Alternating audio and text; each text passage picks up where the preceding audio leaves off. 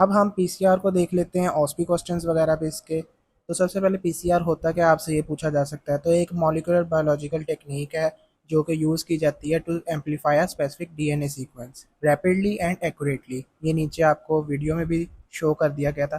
Principal अगर आपसे पूछ लिया जाए तो आपने principle same as it is यही बताना है कि PCR is based on the principle of enzymatic replication of DNA using ये टू वर्ड्स आपने ज़रूर बोल रहे हैं जो रेड में शो हो रहे हैं, thermal cycling and sequence specific primers to amplify specific DNA. तो एक्सपोनेंशियली इंक्रीज आता होता है, जैसे two n is equal to two, तो टू टू ज़ा फोर, फोर से फिर एट, एट से फिर सिक्सटीन, सिक्सटीन से 32, तो ऐसे इंक्रीज आता होता है। तो पीसीआर जो है वो स्पेसिफिक डीएनए सीक्वेंस को एम्पलीफाई करता होता है। यही सारी बातें हैं। बेसिक रिक्वायरमेंट्स आपके पास क्या आती हैं कि आपको डीएनए टेम्पलेट चाहिए होता है, sample to be amplified, primer चाहिए होते हैं, डीऑक्सीन्यूक्लियोटाइड ट्राइफॉस्फेट्स चाहिए होते हैं, ठीक है। फिर आपको टैग पॉलीमरेज चाहिए होता है, फिर आपको बफर चाहिए होते हैं, और पीसीआर ट्यूब्स और थर्मल साइक्लर्स चाहिए होते हैं, ठीक है। थर्मल साइक्लर जो है वो पीसीआर मशीन को ही कहते हैं, वो जो आपको मशीन शो हो रही थी।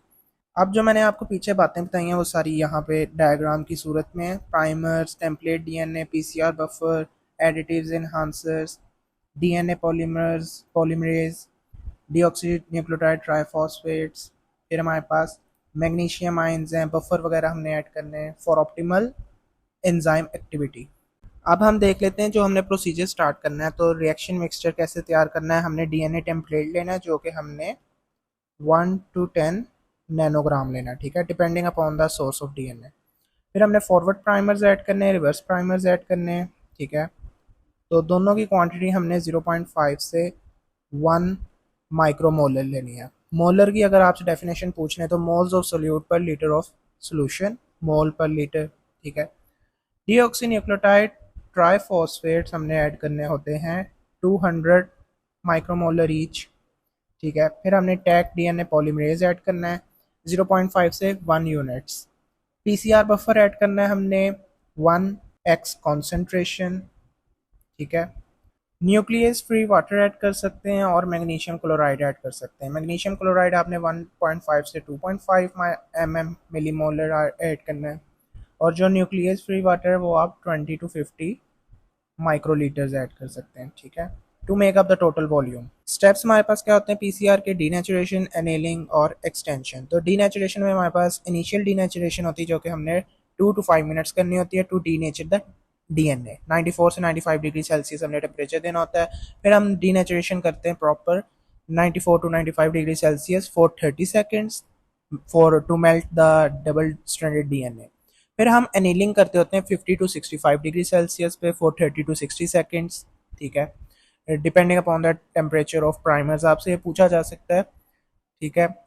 फिर हमने वेट करना है कि प्राइमर बाइंड हो जाए टेम्पलेट डीएनए के साथ।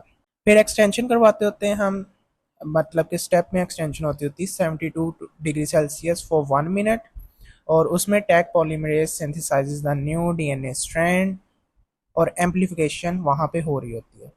फिर हम ये दोबारा से रिपीट करते हैं इन स्टेप्स को, और 25 से 35 साइकिल्स हम रिपीट करते होते हैं। फाइनल एक्सटेंशन हमने करवानी होती है 72 डिग्री सेल्सियस पर ही for 5 to 10 minutes to ensure the complete extension of all PCR products. Done. फिर हमारे पास ये सारा वही प्रोसीजर है, डीनेचुरेशन, एनेलिंग, एक्सटेंशन। आपको ये लाइन वाइज स्टेप्स याद होने चाहिए, और इसमें क्या क्या हो रहा है आपको ये पता होना चाहिए।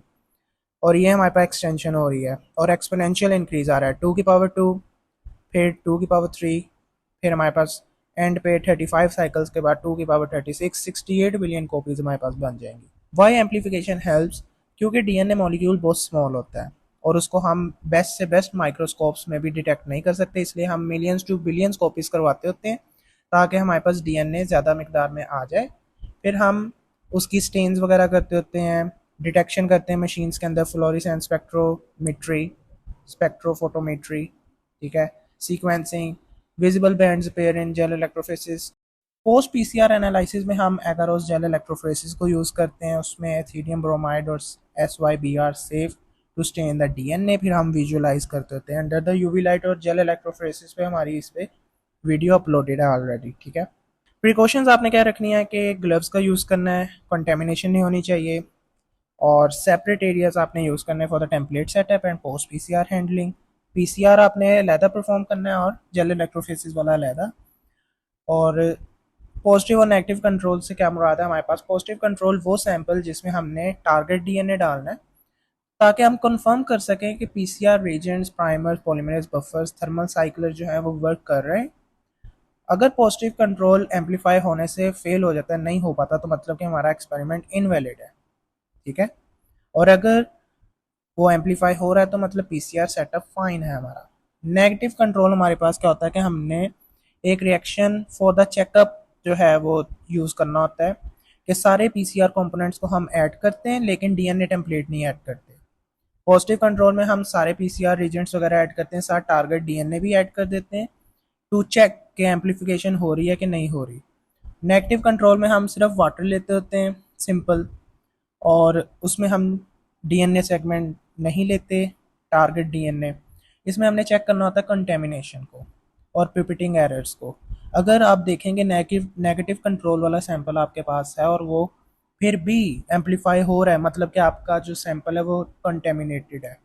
आप न्यू दोबारा करें, लाइक कोविड पीसीआर आप कर रहे हैं और आपको कोई बैंड, कोई फ्लोरेसेंस नहीं दिख रही, मतलब कि आपका सैंपल ठीक बना हुआ है, फिर आप टारगेट डीएनए वगैरह डाल के कर सकते हैं।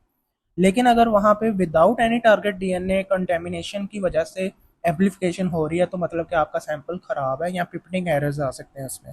तो बहुत ही हाईली एक्यूरेट मेथड होना चाहिए ये परफॉर्म करने के लिए।